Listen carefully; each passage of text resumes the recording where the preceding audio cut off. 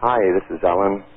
I'd just like to say a few words as to how the website has been received and how information has affected some people, different types of people in different ways, and it might be appropriate to give a few comments on this particular website of mine.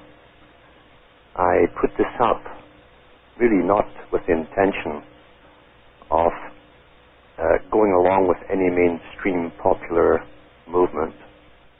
I don't really like popular movements, since popular movements, as Plato said, are given from the top down for the people to follow. Rather, this particular website could be an example for other people who are individuals who can see that the king has no clothes, so to speak, and may want to emulate this kind of website for themselves by informing themselves of what really is happening in their life, what's behind it, the techniques that are used to motivate people into mass movements, different kinds of mind control. We tend to think of mind control as being really a one-on-one thing of kidnapped people by spies and so on. But in reality, the easiest form of mind control is generated from basically governmental institutions via media and propaganda. It's the most ancient technique that's ever been used, and why change it when it works so well? Always. If you have 1 million people taught that the earth is flat, and you train them all to believe in this, then obviously the norm in that society would be to say that the earth is flat.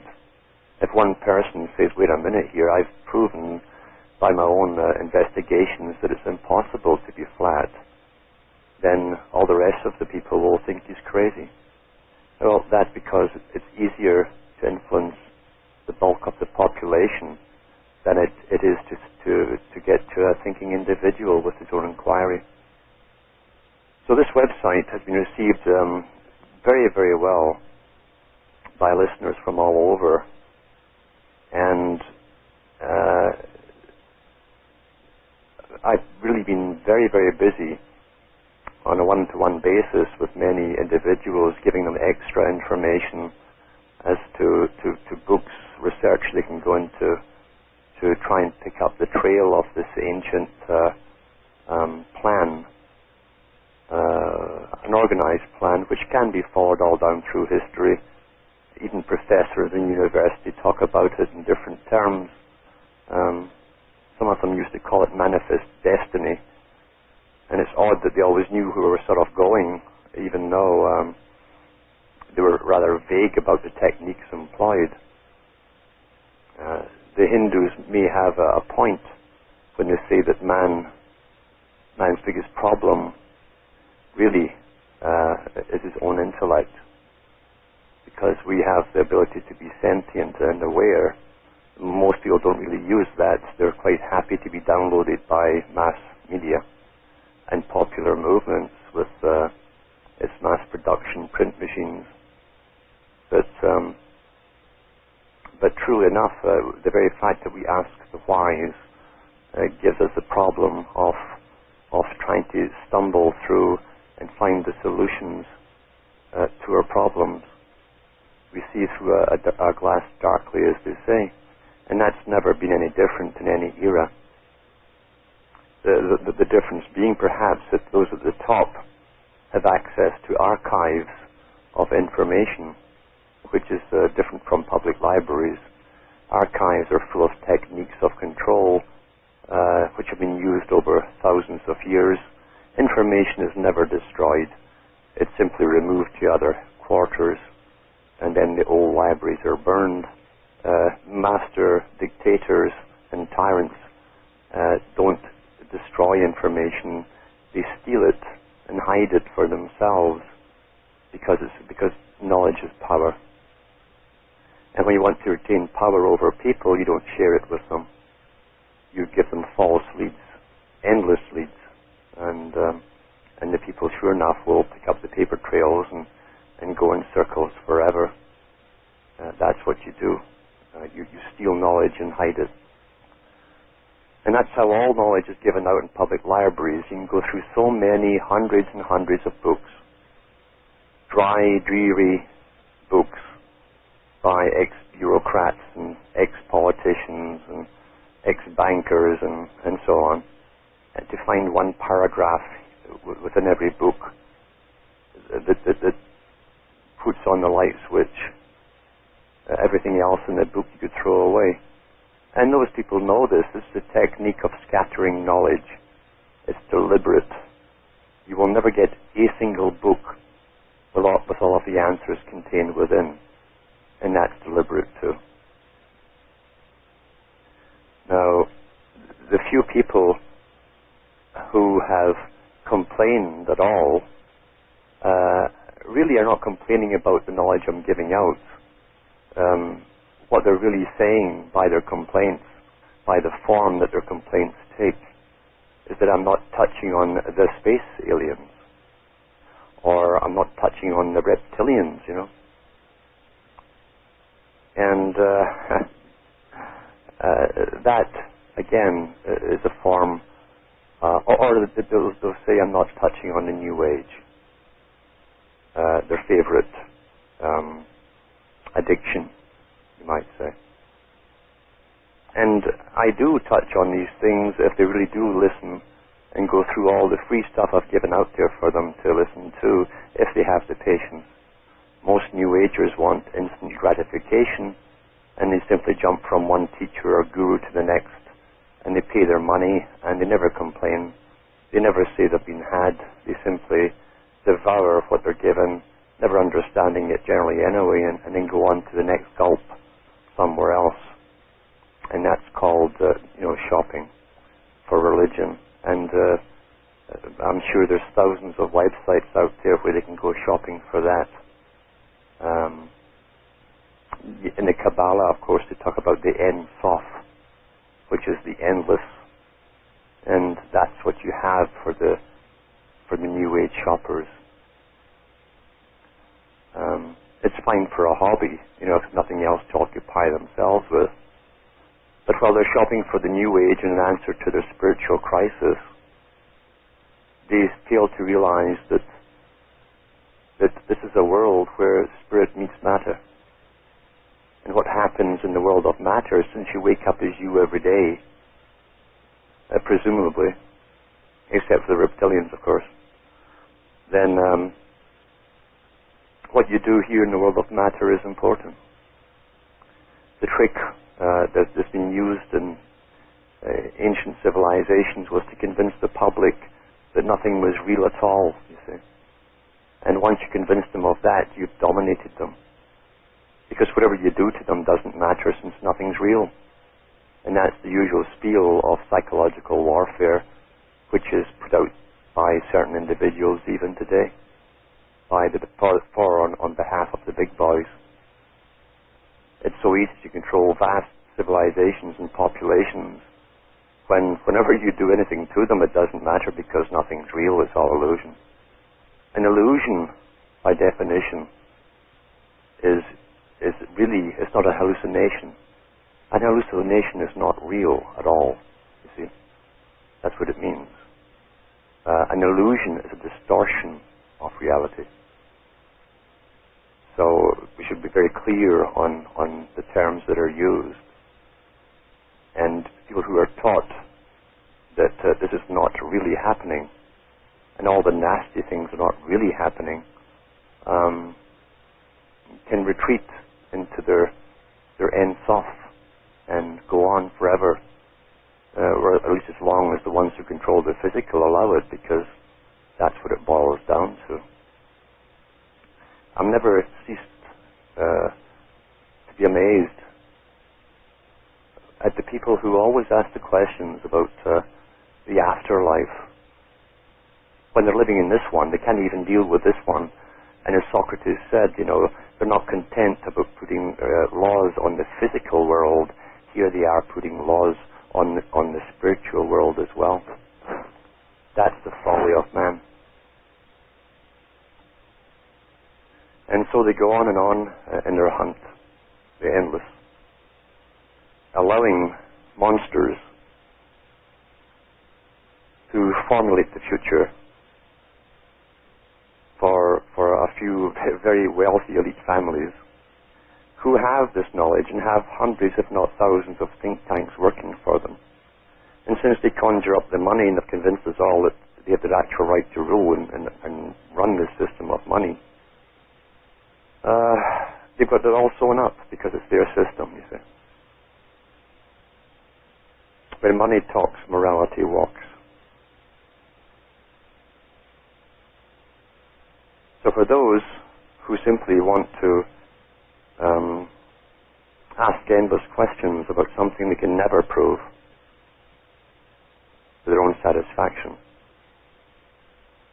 I would suggest they go on and follow the movement that was revived or resuscitated from Theosophy, a Masonically run organization chartered by the British Crown to alter the world to come for the 20th century. It sort of faltered off through the scandals that came out afterwards on Madame Blavatsky and the various frauds that she committed. But it was revived again in the 1960s by a big movement called Pop. Pop was father, of course. It was followed by rock and this Masonry. And out of nowhere burst this new pop music. That's the general view. And in reality, it didn't burst out by itself. It was simply unleashed at the right time. And the charge took back into the New Age, which again is the name of the Scottish Rite of Freemasonry's magazine, their journal. And they prophesied they'd do this back in the 1950s in their journals. Out came the Beatles. And the Beatles, of course, came out with what was going to be given to the public. And that which was given to the public as a diffusion of the mind, a diffusion of reason, was the land that had been used successfully in India for thousands of years. A basic form of theosophy blended with Christianity and other religions. 1960s, all over countries in Europe especially, songs just burst out, such as Roger Whittaker's song, New World in the Morning. That was rather typical of the New Age message, that something, they always tell you that something wonderful is going to happen. This is the same phrase that was used in Arthur C. Clarke in the movie 2001 and 2010, where the man who reaches godhood, that's really what it's about. It's nothing to do with space at all, if you understand high Masonry. He comes back and tells people that something wonderful is going to happen. And this is tied in with the age of Aquarius, which really has nothing to do, once again, with the popular New Age belief, simply because they've never done their homework into what Aquarius is all about, or the occult. They follow the standard books from the bookstores. They eat them up like a goat eats grass in a field, clump by clump, never asking, well, how come all these books just appear on the shelves for them to consume? They've never done any homework, you see. They are the consumers of religion. The Illuminati, at least the branch that stuck its head up in history during Weishaupt's era, and that was only one branch of what was already a European-wide and American-wide society. It had been on the go for hundreds and hundreds of years under different terms and names and so on. But under Weishaupt's charge, they formed what they called reading societies out throughout Europe.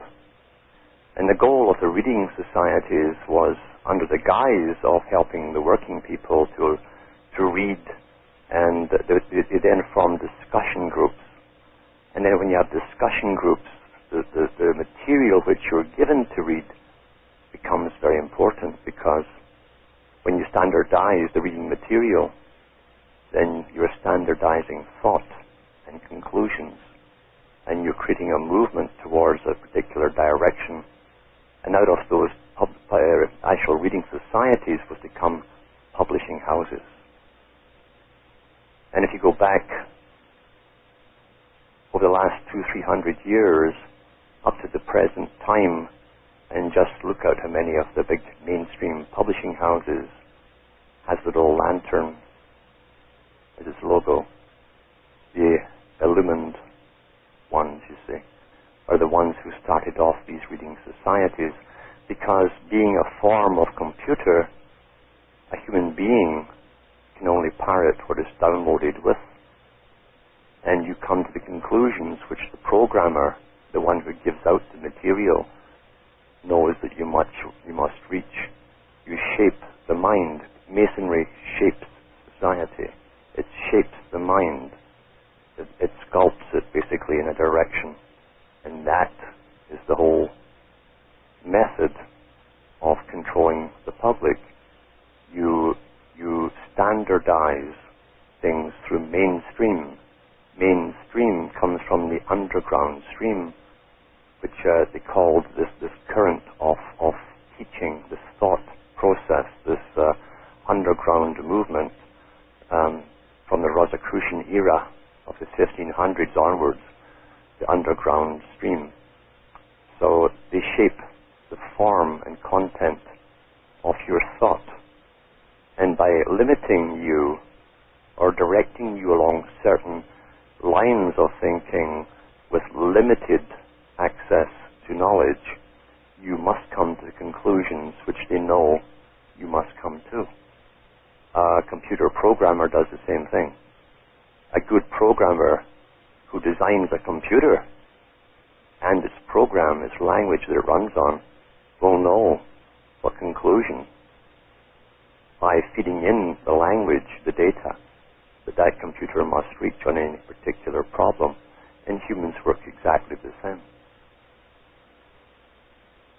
So out they came with the New Age, revived.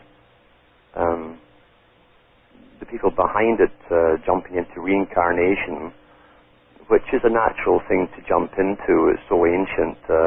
It's a wonderful idea that you can keep coming back and work off your bad deeds and sort of evolve, you see. And of course, evolution is at the heart of very high occult Freemasonry.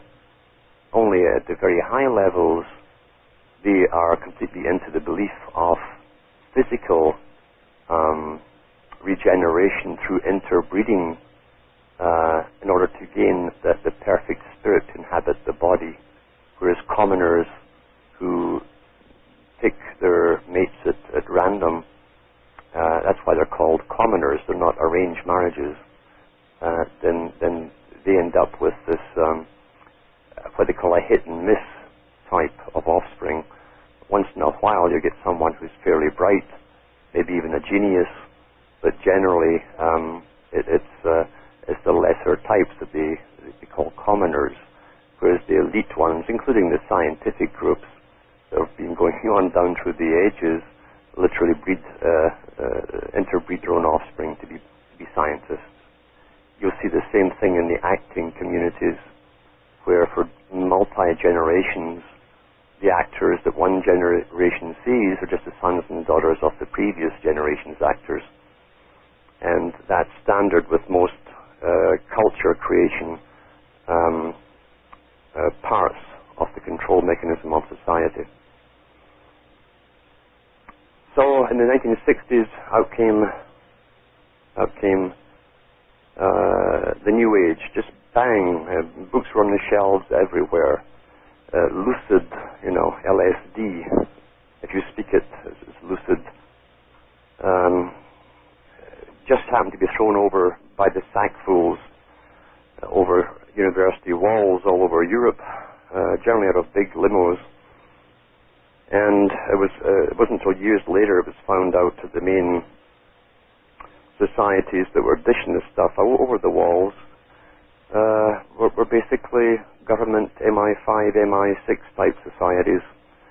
And then, of course, many books came out much, much later telling us that Victor Rothschild, the one exception to the banking family, he did go into banking eventually, but he was a scientist and he was experimenting on various MI5 agents with LSD at Porton Downs warfare facilities in England. And you can find that in Peter Wright's book, Spycatcher. So the big corporations, the big drug companies were behind the first manufacturing of LSD to get the tripping, the day tripper, you see. As the Beatles sung the song, the day tripper, to get the tripping going. A tripping is a movement devised to make a person stumble. You trip. And that's what it was. You break the stride of people who are going in a direction. You trip them up. And you land where you may. You have a day trip. These societies that were dishing out the drugs all over the place also put out their front men to propagandize the wonders of LSD. And the government-controlled BBC of England was at the spearhead of this, since they were the only station at the time in Britain. And they had all these sudden teenage programs on rock music, or pop music as they called it then. And they had these older guys aging that would be the DJs and act like children, and lots of go-go dancers to ensure that the guys watched it, of course. And then they would interview the occasional supposed star that was hanging off a chair somewhere, or trying to hang on to a chair, and mumble some strange answers from very direct questions, because they were generally stoned. And then they would look at the camera and they'd all laugh and giggle and say, "Aren't we naughty?" And that, of course, helped get all the youngsters who watched this in to get into the idea that, by God, this must be good stuff, because these guys are approving it. And that's how they got the whole thing going. And that was to destroy the old system. The old system had been kept going up into World War II with, God, King, Country, that type of stuff. And it had served its purpose. Now it was time to bring in the New Age.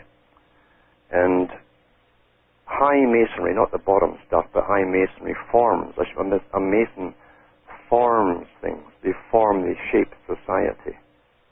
That means that all the control mechanisms over society are reformed, reshaped, like building a new cathedral. And once you build a new cathedral, you dismantle the old. It has served its purpose. The New Age saw massive changes. Promiscuity was pushed to the hilt. They'd worked fervently since the 1920s to bring out a birth pill, and of course penicillin to cope with the venereal diseases that came out. And abortion started making its appearance. So promiscuity to destroy the family unit, to destroy possibility of long-term marriage. Everybody who grew up in those days had a big number done on their head. And you can see the fallout today, because society, as far as relationships go, is pretty well completely dysfunctional. No one escaped it. No one. So, for those who aren't hearing what they want to hear, which is the praise of the New Age and the explanations of mysteries, I don't bother to teach because they don't have the patience to learn. They can gobble up as many books as they wish. There's an endless plethora dished out every year, actually every month. It's big business, and like someone with a bottomless stomach, their appetite is endless because there is no satisfaction in what to consume.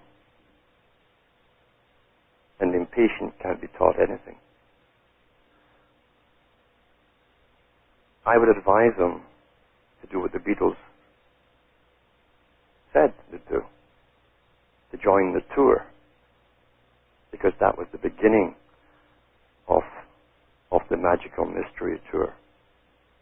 That was the meaning of the Magical Mystery Tour. So for all those aboard the Magical Mystery Tour, consume as much as you want, whatever you want, and listen to the song of the Beatles who were put out there to promote it. This Magical Mystery Tour has been tried many times, over and over again.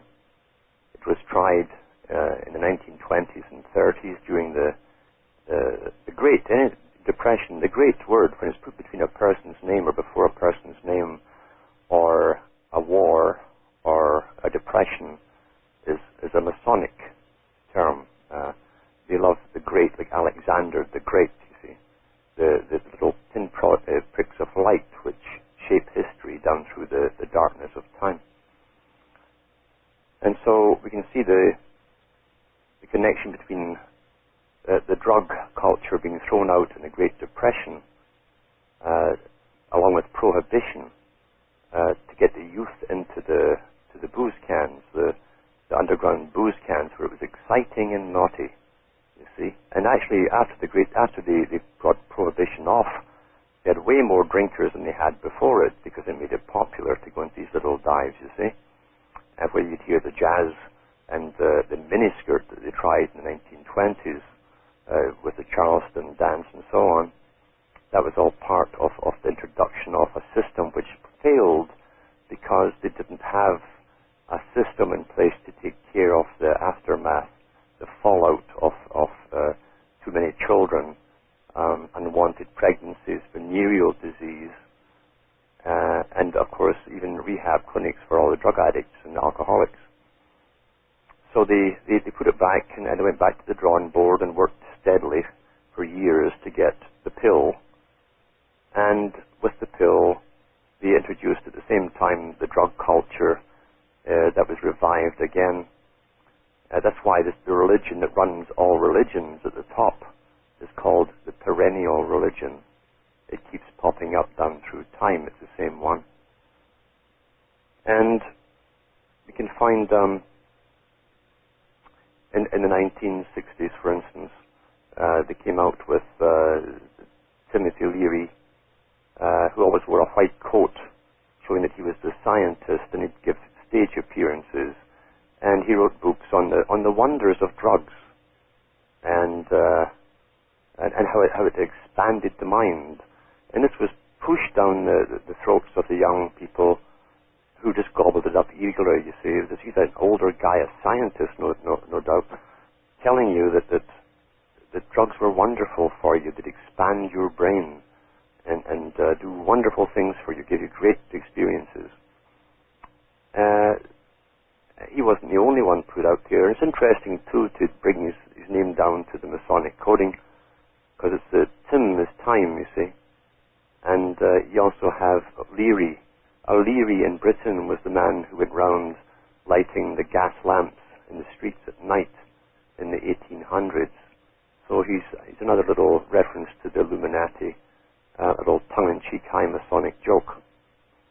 And he was one of many put out there to promote that. Now, Aldous Huxley was another one who was conjured up a long before, from a long lineage of high Freemasonry, going back to his ancestor Thomas Huxley, who was a friend of Charles Darwin, And Darwin's theory was nothing more than basically the exoteric version of the religion of Freemasonry, high Freemasonry, put out there under the guise of a scientific theory. Because in the high religion, evolution of all species up to man and to the next step of man is all part of the inner secret religion. It's been here forever. All down through history, since Babylon, we've seen the signs and symptoms of this disease that controls society and brings out the worst in humanity, as it controls all of humanity. And the MO is always the same. You have a group who control the banking and the money. That's essential for the system. It all rests on money. Everyone works for money, not for food. It's money that controls the whole system. You have the largest cities, wherever they move, the largest cities, to control empires like the world empire and the empire state.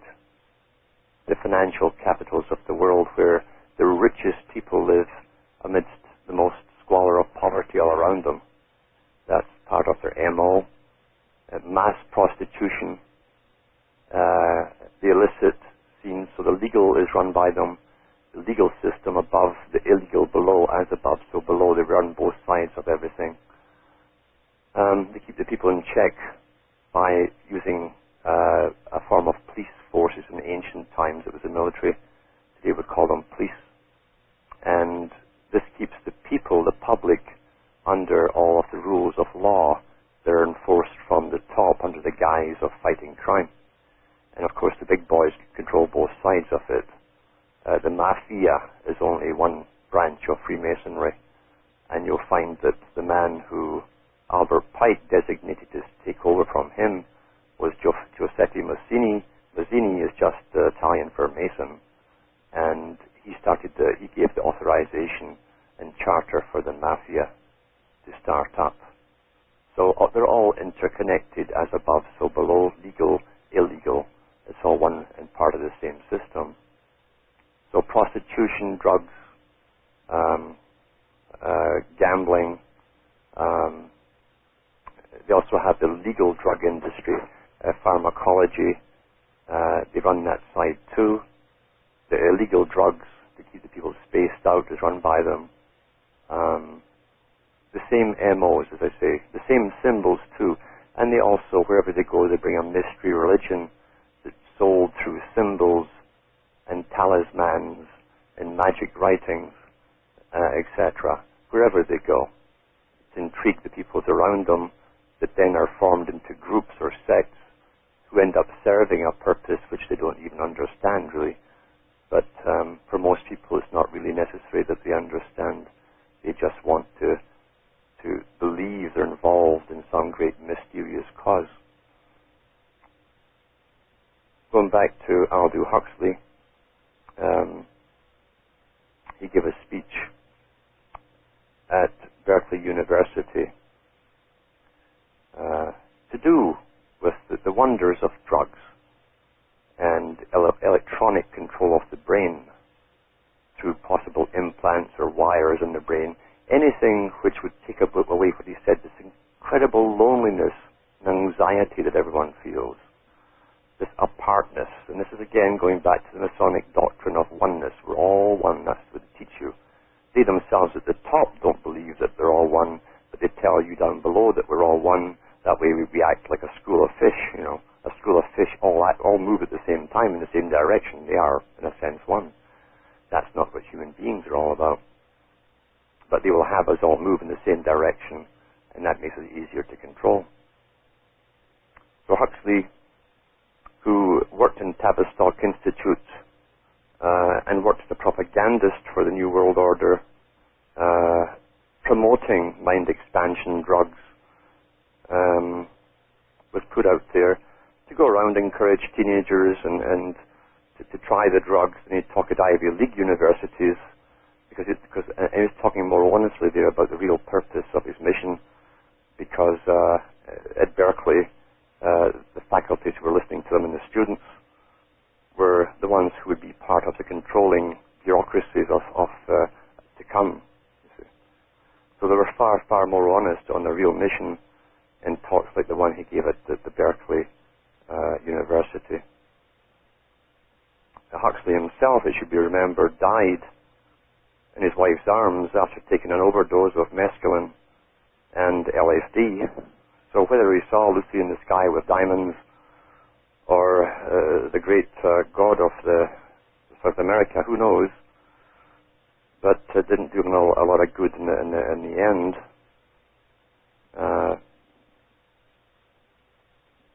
The sad tragedy of all of this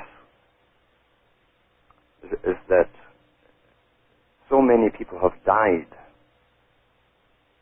with the promotion of drugs by an occultic group at the top,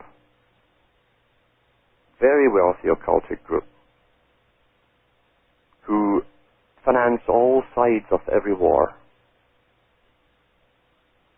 knowing who they've chosen to be the victor before the wars even start, always as part of a plan towards a greater empire, a world empire. Those who struggle in the wars never figure that out. They're caught up in the emotion. And as soon as one side loses some comrades, then the whole country's up, because they rely on tribal instinct to take over. And yet, Professor Anthony Sutton did incredible investigations into all of this. He found the sources. He detailed the sources of who financed Hitler. And he also put out Wall Street and the Bolshevik Revolution to show you that the same big boys, big corporations, and people behind the corporations financed the Bolsheviks or Soviet system. And Germany would never have risen under Nazism without this aid. It wouldn't have had the reason to rise up as it did.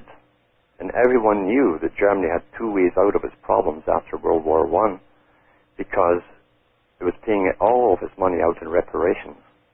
The people were starving. And it either fought its way out of it, or it died. And millions would have died. They knew this when they signed the Versailles Treaty in World War I. Everyone knew it. Communism had been agitating since 1917 in Germany for a revolution. Without communism or Bolshevism, you would never have seen the rise of the Hegelian opposition, the Nazi Party. And both sides were financed fully by the same corporations of the West, who still run things today in the West.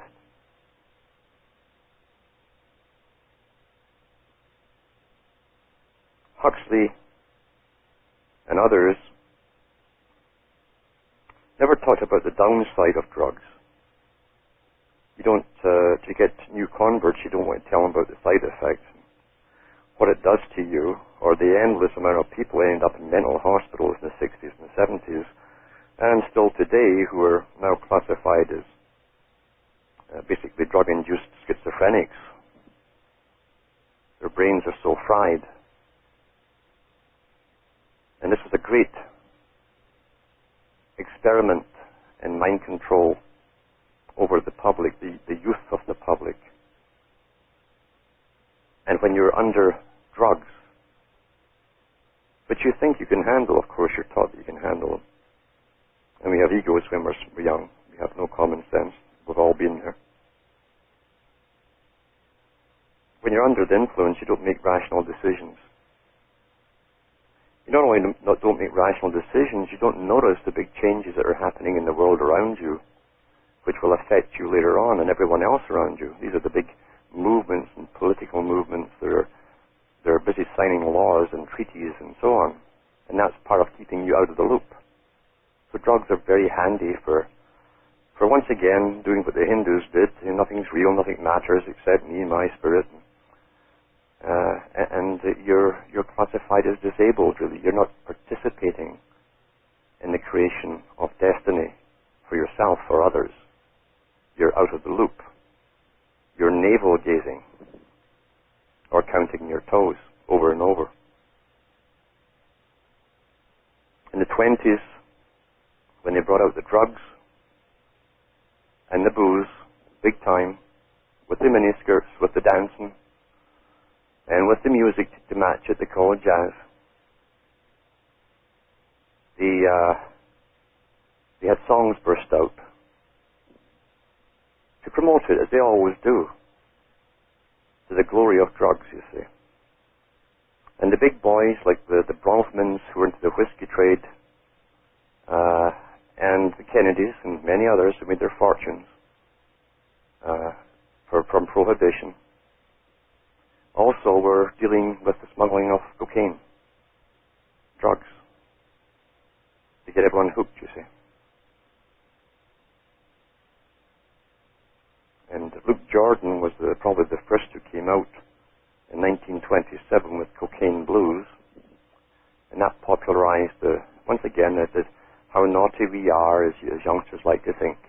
Let's try this naughty cocaine. And he sang about it floating all around your brain. That was revised again when they hit us with the same stuff under the revamped New Age in the 1960s.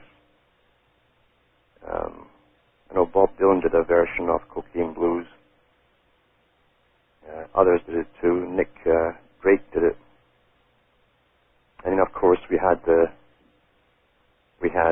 Simon Garfunkel, who came out with one of the most beautiful songs that everybody sang and hummed along to and whistled to in the days when they used to whistle. And it's called Bridge Over Troubled Waters. Most people listen to songs on a subliminal, subconscious level. They're downloaded with words and ideas and symbols which they never rationally or consciously think about, but it works on them inside. And Bridge Over Troubled Waters was nothing to do with a woman or anything like that. It was to do with the needle for heroin. The bridge over troubled waters was a shot of heroin going into the arm. Why would multi-million-dollar industries, knowing that these entertainment industries, as Plato said, well over 2,300 years ago, these industries in his day, he knew, were used for the creation and alteration of culture. Why would multinational, multi-million-dollar industries be promoting and be allowed to promote drugs to the youth? Where was the other side of the story? The fallout from all of this? The burned out ones, the dead ones, the people jumping out of buildings thinking they could fly, or walking into lakes and drowning after rock concerts. There was no outcry because that was the agenda. And that's why the top gives culture. That's why you'll see the Beatles being knighted. That's why the Rolling Stones get knighted. Why would you knight people who promoted the drug culture? The era of promiscuity with its massive fallout on families, disease, abortions. Why would you give the high awards of the country to these people? Well, you get them because the ones at the top of the country wanted that to happen. It was on the cards. It was not spontaneous. Huxley should be listened to in the upcoming speech he gave at Berkeley carefully, because he was a mover and shaker working for one of the most advanced mind control institutions on the planet, talking and giving away what he's allowed to give away, saying the most incredible things in the nicest possible way, in a captivating way. So you can think, my God, this man's really nice and human and pleasant, and you could even joke with him. Yet here he is talking about what's the problem about introducing a new soma drug into society if it keeps them happy and quiet and peaceful. What's the problem about putting wires into people's brains to give them peace? What he never touches on, but what he is well aware of. And the question he will not ask, therefore, is why are people so anxious and unhappy? Because since he came from the ruling elite classes, the aristocracy, the man even speaks with a 19th century accent of the upper elite. What he never mentions is that the system they had created is not intended to give you peace. You control masses of people by keeping them ill at ease. So here is the thesis again, the Hegelian dialectic. The thesis, the antithesis, and the synthesis. Here's the problem. Here's what you do to fix the problem. Here's the thing that comes out of the blending of the two together. So listen to his words carefully. And you'll probably like the man, because that's his job, is to make you like him. While he tells you the most amazing things that he and others would like to do to society. He talks about a scientific dictatorship, and he lists the reasons why he thinks it would succeed. Where the old Illuminati experts running everything would run your life, and you'd never know, and you'd be quite happy because you couldn't think anymore, basically, as an individual.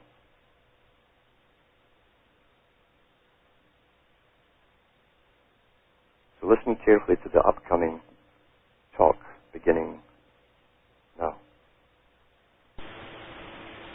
University in its capacity as a Ford Research Professor.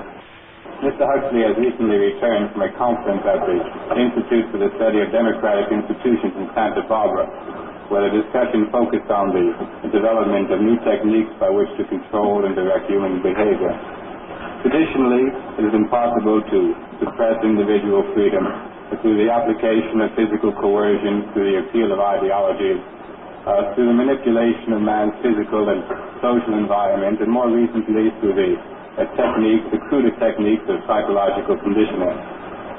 The ultimate revolution about which Mr. Huxley will speak today concerns itself with the development of new behavioral controls which operate directly upon the psychophysiological organisms of man, that is, the capacity to replace external constraint by internal compulsion.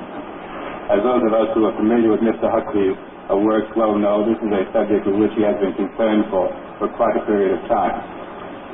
Mr. Huxley will make a presentation of approximately half an hour, followed by some brief discussions and questions by the two panelists sitting to my left, Ms. Lillian Rivlin and Mr. John Post. Mr. Huxley. Thank you.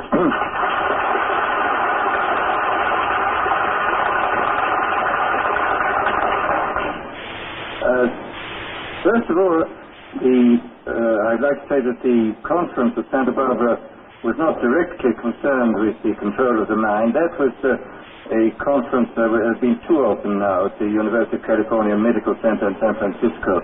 One this year, which I didn't attend, and one 2 years ago, where there was a considerable discussion on this subject. At Santa Barbara, we were talking about technology in general and the effects it's likely to have on society and the problems related to technological transplanting of technology into underdeveloped countries. Well, now, in regard to this problem of the ultimate revolution, this has been very well summed up by the moderator.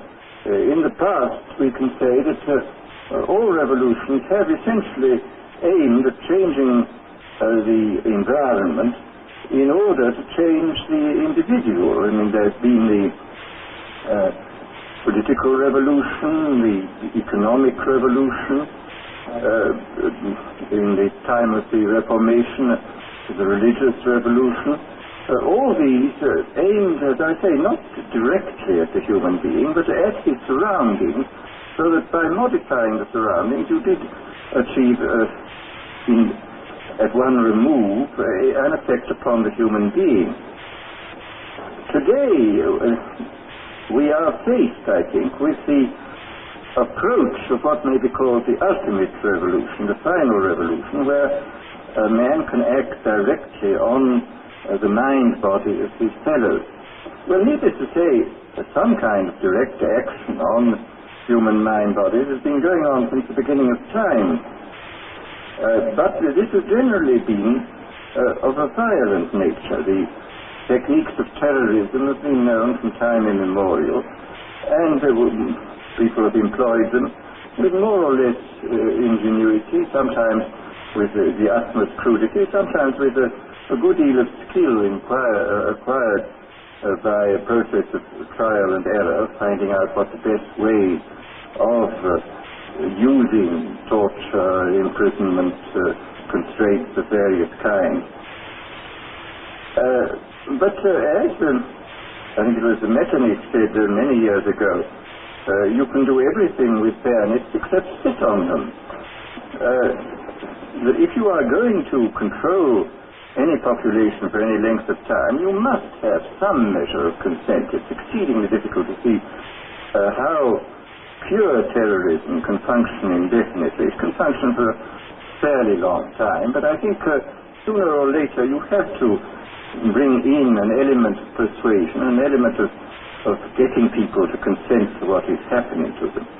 Well, it seems to me that the nature of the ultimate revolution with which we are now faced is precisely this, that we are in process of developing a whole series of techniques which will enable the controlling oligarchy, who have always existed and presumably always will exist, to get people actually to love their servitude. This is, seems to me, the ultimate in malevolent revolution, shall we say. And this is a problem which has interested me for many years, and about which I wrote 30 years ago a fable, The Brave New World, which is essentially the account of a society making use of all the devices at that time available, and some of the devices which I imagined to be possible, making use of them in order to, first of all, to standardize the population, to iron out inconvenient human differences, to create, so to say, mass-produced models of human beings arranged in some kind of a scientific caste system.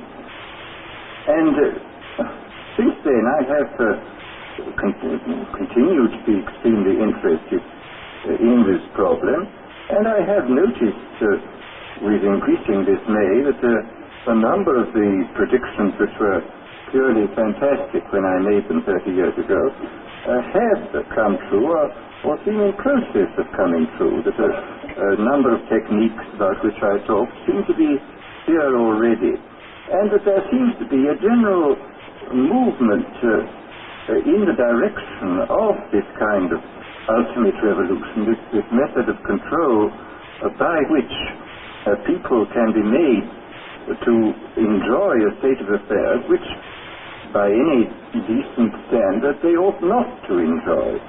This is the enjoyment of servitude. Well,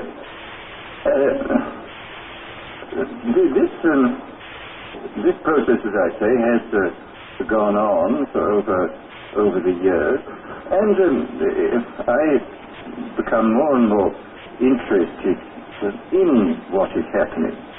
And here I would like briefly to compare the parable of Brave New World with another parable which was put forth more recently in George Orwell's book, 1984. Orwell wrote his book between 45 and 48, at the time when the Stalinist terror regime was still in full swing, and just after the collapse of the Hitlerian terror regime. And his book, which I admire greatly, is a book of very great talent and extraordinary ingenuity, shows, it's so to say, a projection into the future of the immediate past, of what for him was the immediate past, and the immediate present. It was a projection into the future of a society where control was exercised wholly by terrorism and violent attacks upon the mind-body of individuals. Whereas my own book, which was written in 1932, when there was only a mild dictatorship in the form of Mussolini in existence, was not overshadowed by the idea of terrorism, and I was therefore free in a way which Orwell was not free to think about these other methods of control, these non-violent methods. And I'm inclined to think that the scientific dictatorships of the future, and I think there are going to be scientific dictatorships in many parts of the world, will be probably a good deal nearer to the Brave New World pattern than to the 1984 pattern. They will be a good deal nearer, not because of any humanitarian qualms in the scientific dictators, but simply because the Brave New World pattern is probably a good deal more efficient than the other. That if you can get people to consent to the state of affairs in which they are living, the state of servitude, the state of being, having their differences ironed out and being made amenable to mass production methods on the social level, if you can do this, then you are likely to have a much more stable, a much more lasting society, a much more easily controllable society than you would if you were relying wholly on clubs and firing squads and concentration camps. So that my own feeling is that the 1984 picture was tinged, of course, by the immediate past and the present in which Orwell was living, but that the past and present of those years does not represent, I feel, the likely trend of what is going to happen. Needless to say, we shall never get rid of terrorism. That will always find its way to the surface. But I think that insofar as dictators become more and more scientific, more and more concerned with a technically perfectly running society, they will be more and more interested in the kind of techniques which I imagined and described from existing reality in Brave New World. So that it seems to me then that this ultimate revolution is really not very far away, that we already a number of the techniques for bringing about this kind of control are here, and it remains to be seen when and where and by whom they will first be applied in any large scale. And first, let me talk about a little bit about the improvement even in the techniques of terrorism. I think there have been improvements. Pavlov, after all, made some extremely profound observations both on animals and on human beings. And he found, among other things, that conditioning techniques apply to animals or humans in a state either of psychological or physical stress, sank in, so to say, very deeply into the mind-body of the creature, and were extremely difficult to get rid of, so they seem to be embedded more deeply than other forms of conditioning. And this, of course, this fact, I think, was discovered empirically in the past. People did make use of many of these techniques. But the difference between the old empirical intuitive methods and our own methods is the difference between a sort of hit and miss craftsman's point of view and the genuinely scientific point of view. I mean, I think there is a real difference between ourselves and, say, the inquisitors of the 16th century. We know much more precisely what we are doing than they knew, and we can extend, because of our theoretical knowledge, we can extend what we are doing over a wider area with a greater assurance of producing something which really works. In this context, I would like to mention the extremely interesting chapters in Dr. William Sargent's Battle for the Mind, where he points out how intuitively some of the great religious teachers, leaders of the past, have hit on the Pavlovian method. He speaks specifically of Wesley's method of producing conversions, which were essentially based upon a technique of heightening psychological stress to the limit by talking about hellfire, and so making people extremely vulnerable to suggestion, and then suddenly releasing this stress by offering hopes of heaven. And this is a very interesting chapter, showing how completely, on purely intuitive and empirical grounds, a skilled natural psychologist, as Wesley was, could discover these Pavlovian methods. Well, as I say, we now know the reason why these techniques work, and there is no doubt at all that we can, if we want to, carry them much further than was possible in the past. And, of course, in the recent history of brainwashing, both as applied to prisoners of war and to the lower personnel within the Communist Party in China, we see that the Pavlovian methods have been applied systematically and evidently with extraordinary efficacy. I mean, I think there can be no doubt that by the application of these methods, a very large army of totally devoted people has been created. The conditioning has been driven in, so to say, by kind of psychological iontophoresis into the very depths of people's being, and has got so deep that it's very difficult for it ever to be rooted out.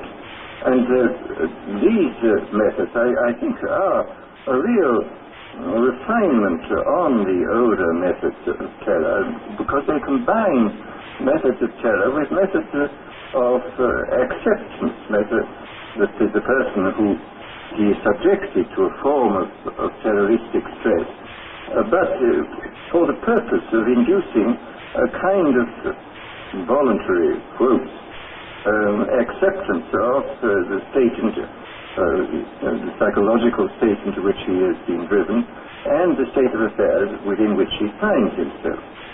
So that, as I say, there has been, I think, a definite improvement, shall we say, even in the techniques of terrorism.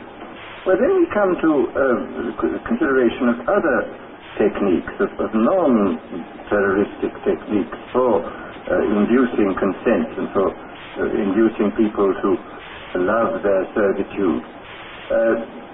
Here, I mean, I think we can, I don't think I can possibly go into all of them because I don't know all of them, but I mean, I can mention a few of the more obvious methods which can now be used and which are based upon recent scientific findings. First of all, there are the methods connected with straight suggestion and hypnosis. I think we know much more about this subject than was known in the past. People, of course, have always known about suggestion, and although they didn't know the word hypnosis, they certainly practiced it in various ways. But we have, I think, a much greater knowledge of the subject than in the past, and we can make use of our knowledge in ways which I think the past was probably never able to make use of it. For example, one of the things we now know for certain is that there is, of course, an enormous, this has been always known, a very great difference between individuals in regard to their suggestibility. But we now, I think, know pretty clearly that it's a sort of statistical structure of a population in regard to its suggestibility. It's very interesting when you look at the findings in different fields. In the field of hypnosis, in the field of administering placebos, for example, in the field of general suggestion, in states of drowsiness or of light sleep, you will find the same sorts of orders of magnitude continually cropping up. You will find, for example, that the experienced hypnotists will tell one that the number of people, the percentage of people who can be hypnotized with the utmost facility, just like that, is about 20%. That about a corresponding number at the other end of the scale are very, very difficult or almost impossible to hypnotize, and that in between there lies a large mass of people who can, with more or less difficulty, be hypnotized, that they can gradually to work hard enough at it, be got into the hypnotic state.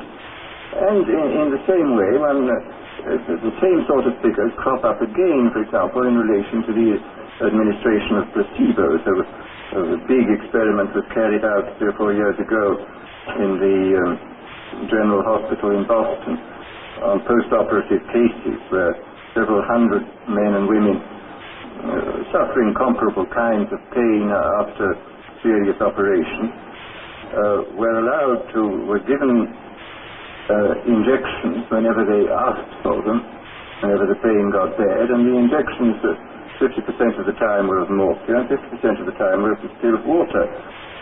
And about 20% of those who went through the experiment, about 20% of them got just as much relief from the distilled water as from the morphine.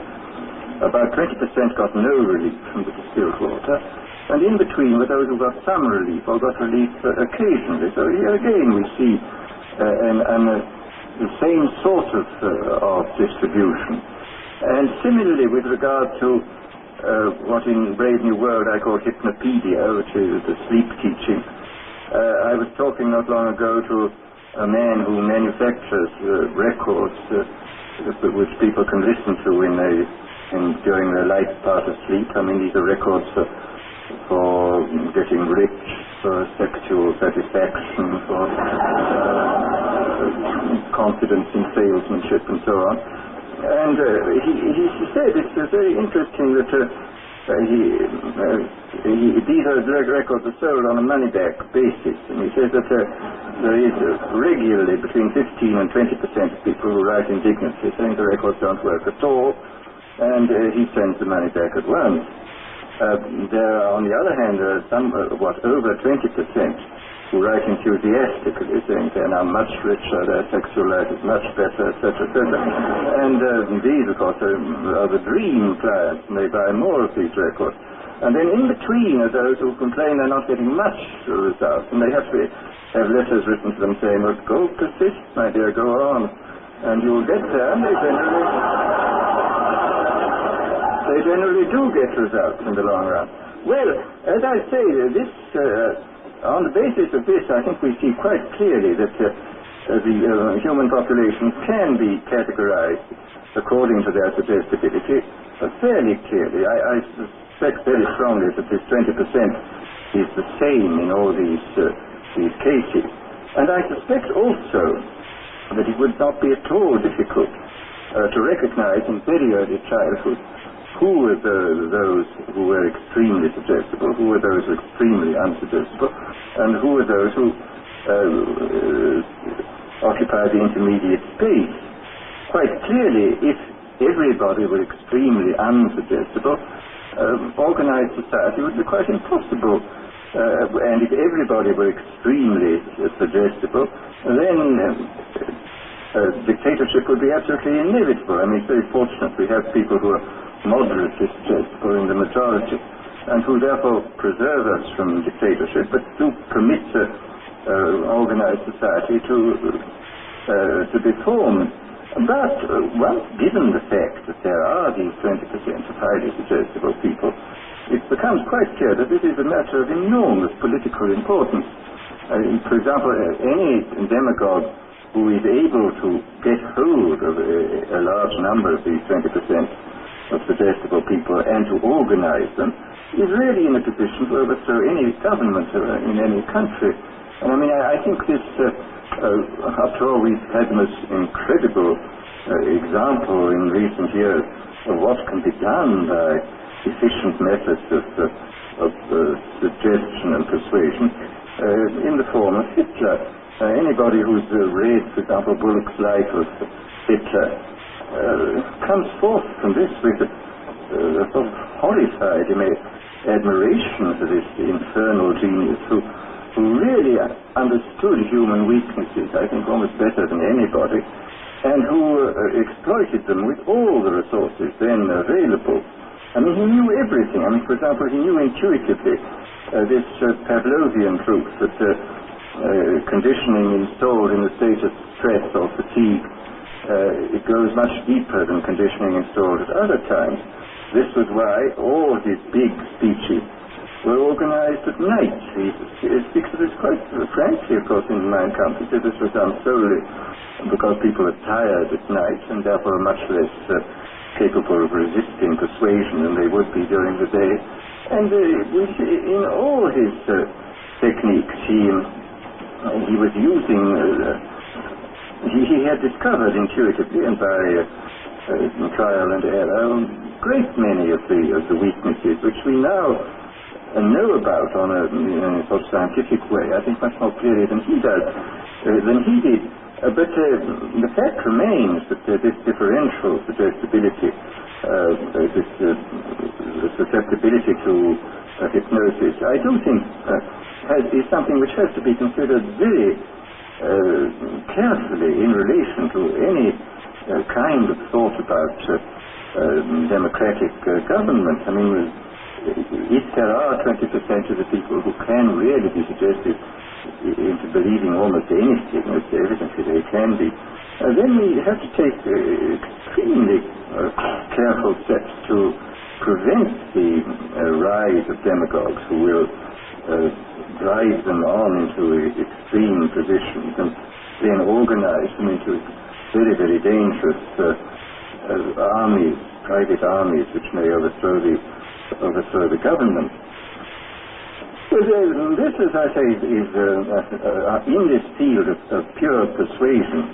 I think we do know much more than we did in the past, and obviously we now have mechanisms for multiplying the demagogue's voice and image in a quite hallucinatory way. I mean, the television and the radio, Hitler was making enormous use of the radio. He could speak to millions of people simultaneously.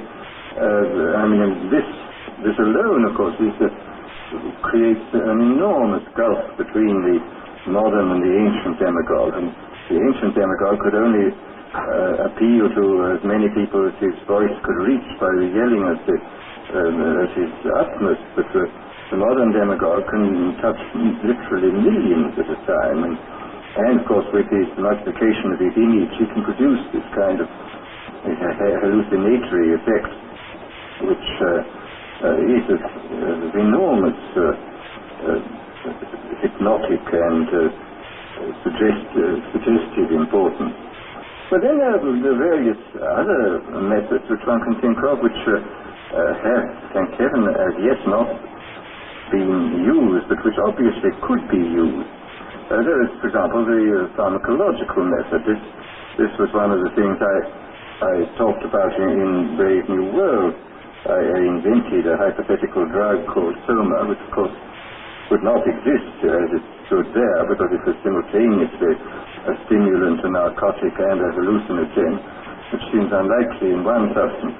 But the point is that if you applied several different substances, you could get almost all these results even now. And the really interesting thing about the new chemical substances, the new mind-changing drugs, is this, that whereas, if you look back into history, it's clear that man has always had a hankering after mind-changing chemicals. He has always desired to take holidays from himself. And this is the most extraordinary fact of all, is that every naturally occurring stimulant, narcotic, sedative, or hallucinogen was discovered before the dawn of history. I don't think there's one single one of these naturally occurring ones which modern science has discovered. Modern science, of course, has discovered better ways of extracting the active principles from these drugs, and, of course, has discovered numerous ways of synthesizing new substances of extreme power. But the actual discovery of these naturally occurring things was made by primitive man, goodness knows how many centuries ago. There is, for example, underneath the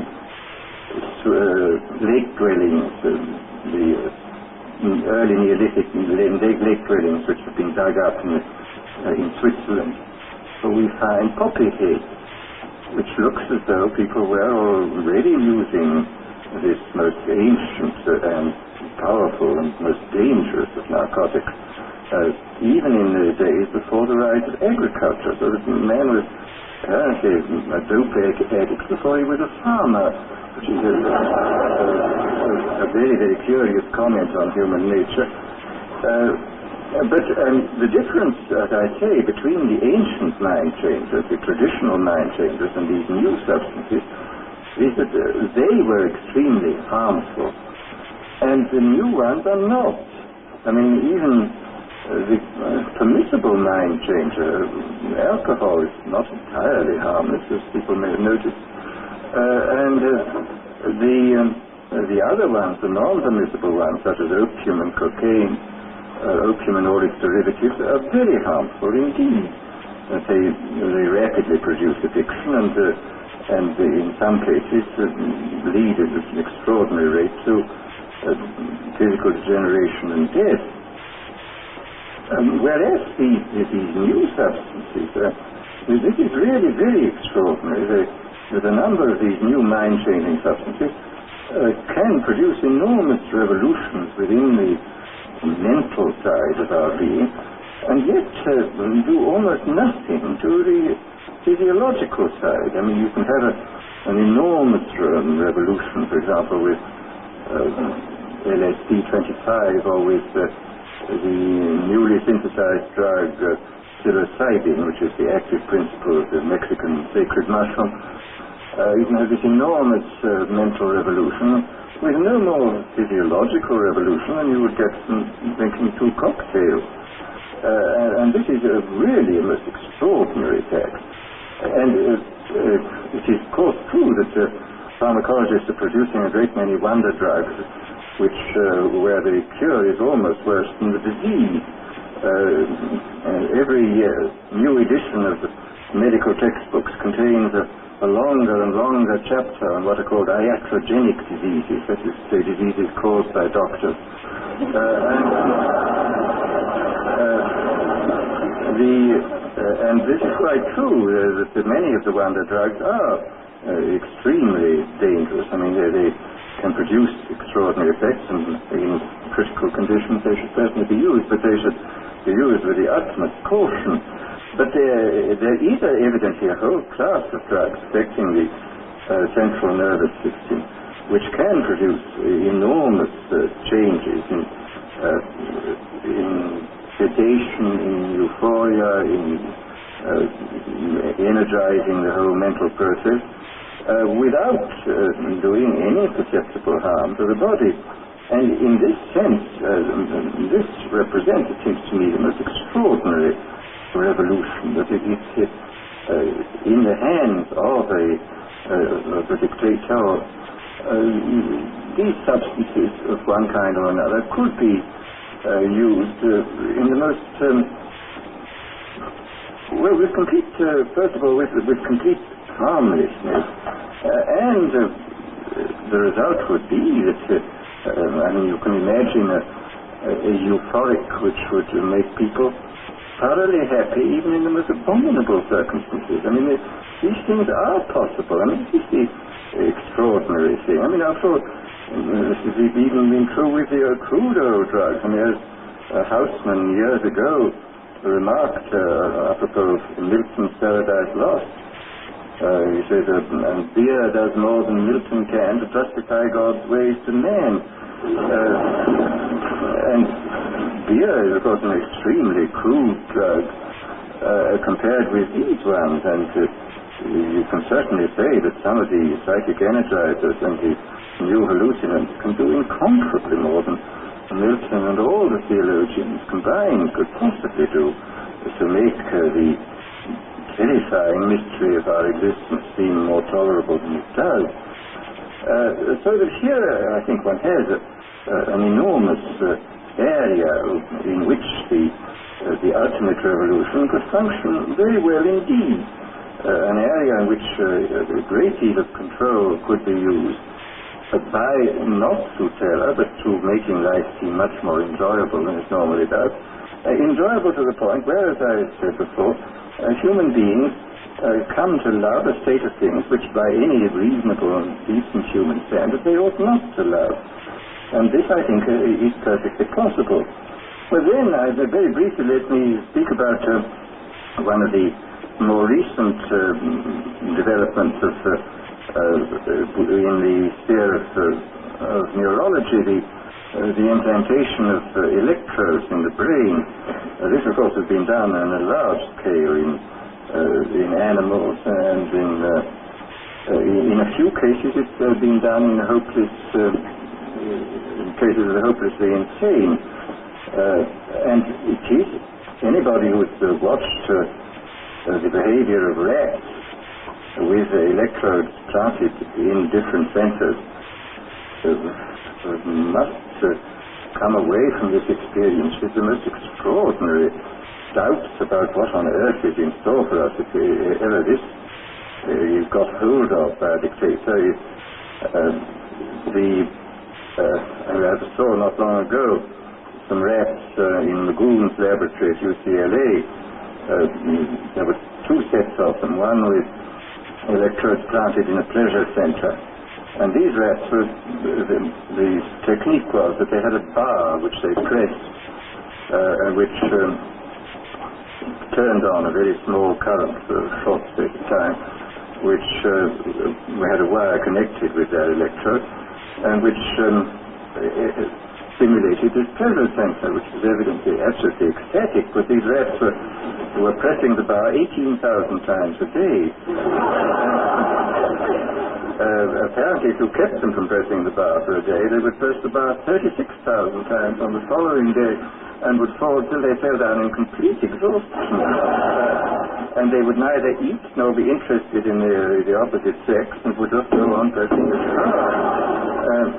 Then the most extraordinary rats were those where the electrode was planted halfway between a pleasure and a pain center, and where evidently the result was a kind of mixture of the most wonderful ecstasy and being on the rack at the same time.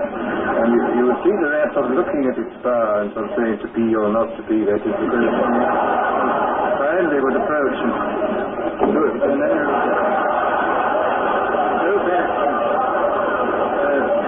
with this awful, I mean, if I can humanize, anthropomorphize, I mean, he was feeling something terribly mixed, and he would wait for quite a long time before pressing the bar again, but he would always press it again. I mean, this was the extraordinary thing. I noticed in this most recent issue of Scientific American, there's a very interesting article on electrodes in the brains of chickens, where the technique is very ingenious. You sink into their brain a little socket with a screw on it, and the electrodes then can be screwed deeper and deeper into the brain stem, and you can test at any moment, according to the depth that goes in fractions of a millimeter, of what you're stimulating. And these creatures are not merely stimulated by wire. They are fitted with a miniaturized radio receiver weighing less than an ounce, which is attached to them, so that they can be communicated with at a distance. I mean, they can run about in the barnyard, and you can press the button, and this particular area of the brain to which the electrode's been screwed down to will be stimulated, and you will get these fantastic phenomena that a sleepy chicken will suddenly get up and rush about, or an active chicken will suddenly sit down and go to sleep, or a hen will suddenly start sitting as though it were hatching out an egg, or a rooster will start fighting, or will suddenly go into a state of extreme depression. The whole picture of the absolute control of the drive is terrifying.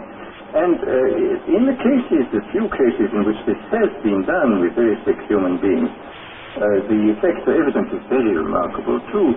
I was talking last summer in England to Grey Walter, who is the most eminent exponent of the electroencephalogram techniques in England, and he was telling me that he's seen hopeless inmates of asylums with these things in their heads, and these people were suffering from uncontrollable depression, and they'd had the electrodes inserted into something resembling evidently the pleasure center of the rat.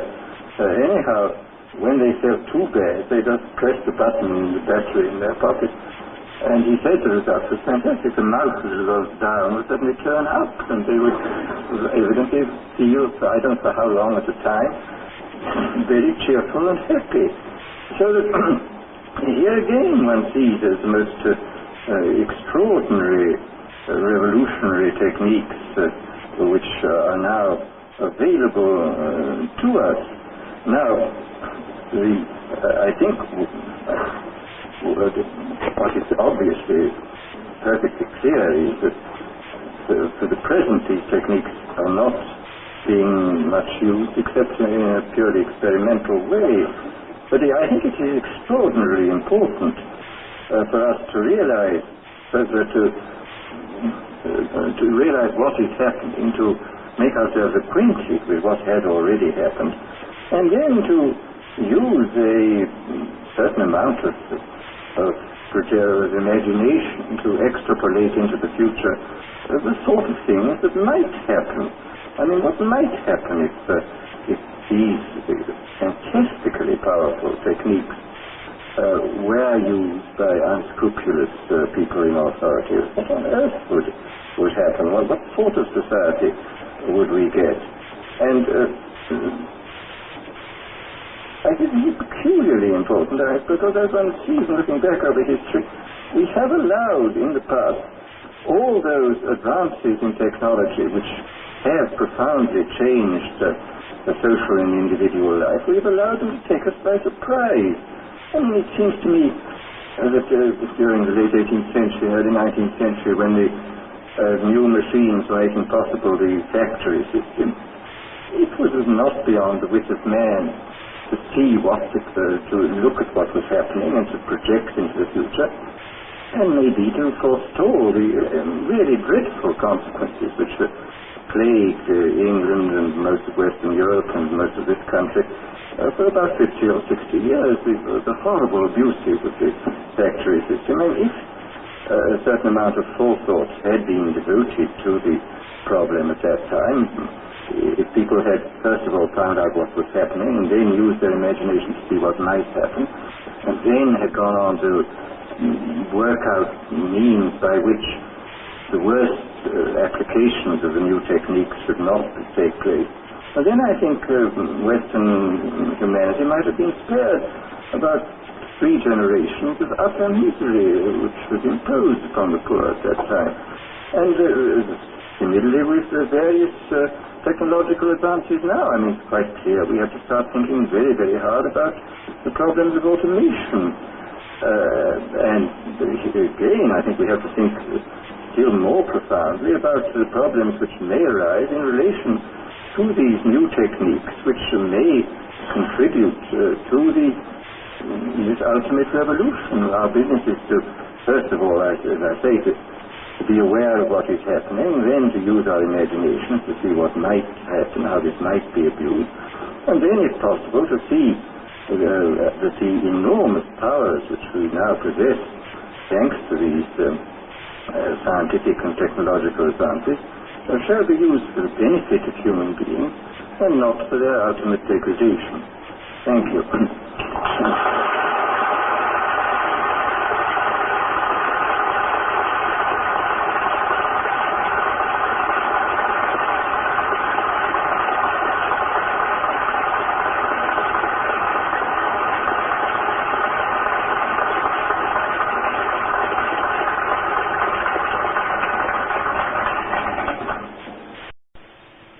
Well, you've listened to one of the men who were put out by the Tavistock Institute and the big universities of England to promote ideas of a form of happiness, as they called it, the disguise of happiness for humanity by the use of drugs, chemical means, and even electronic brain stimulation. When he talks about the poor suffering, etc., the people, the masses, you've got to understand this man was brought up amongst elitist circles who see themselves as the good shepherds, the more evolved creatures looking over the lesser evolved of the masses in a not too unfriendly fashion. That's how it appears to them. That's how they rationalize it, basically. So when he's talking about to end misery and suffering, it's kind of like a farmer looking at his flock of sheep who are upset over something. It's the same sort of way. He's not really looking at individuals in personal distress over something that they should maybe perhaps be concerned about. He's rather looking at ways to keep them placid and happy, and that will solve everyone's problems, the controllers or the shepherds, and the masses. If you can't think and worry about something, then